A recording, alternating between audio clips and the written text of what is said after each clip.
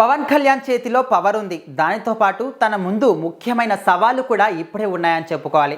Deputy CM పదవితో పాటు పంచాయతీరాజ్ శాఖ కావచ్చు, గ్రామాభివృద్ధి కావచ్చు, సైన్స్ అండ్ టెక్నాలజీ కావచ్చు, అటవీ శాఖ కావచ్చు, గ్రామ నీటి సరఫరా కావచ్చు, ఇవన్నీ కూడా ముఖ్యమైన ఒక సవాళ్ళనే చెప్పుకోవాలి. వీటితో పాటు ఆయనకి ఎట్లా అంటే వాలంటీర్ల తప్పుడు సమాచారం వల్ల 32,000 మంది అమ్మాయిలు మిస్ అయ్యారు. వాళ్ళందరినీ కూడా రాష్ట్రానికి తిరిగి తీసుకొచ్చే బాధ్యత కూడా పవన్ కళ్యాణ్ మీదనే ఉంది. అండ్ ముఖ్యంగా అటవీ శాఖకు సంబంధించి ఎర్రచందనం అక్రమ రవాణాను కూడా ఆపే ఆ బాధ్యత కూడా పవన్ కళ్యాణ్ మీదనే ఉందని చెప్పుకోవాలి. అందులోనే ముఖ్యంగా అక్కడ అటవీ శాఖకు సంబంధించి ఎవరైతే అధికారులు ఉంటారో ఆఫీసర్లు వాళ్ళ ప్రాణాలు కాపాడడం కూడా పవన్ కళ్యాణ్ చేతిలోనే ఉంటుంది. సో మరి గ్రామాభివృద్ధి అంటే ప్రతి ఒక్క పని కూడా అందరికీ సవాలనే చెప్పుకోవాలి. చిన్న పని నుంచి పెద్ద పని వరకు అన్ని కూడా అది ఒక సవాల్ లాంటిదే. ప్రతి ఒక్కటి కూడా సక్సెస్ఫుల్ గా నిర్వర్తించాలి. సో ఇవన్నీ కూడా పవన్ కళ్యాణ్ ఏ విధంగా తన బాధ్యతలు నిర్వహిస్తాడనే విషయానికి వస్తే మరి మీరేమనుకుంటున్నారు పవన్ కళ్యాణ్ గురించి కామెంట్ చేయండి.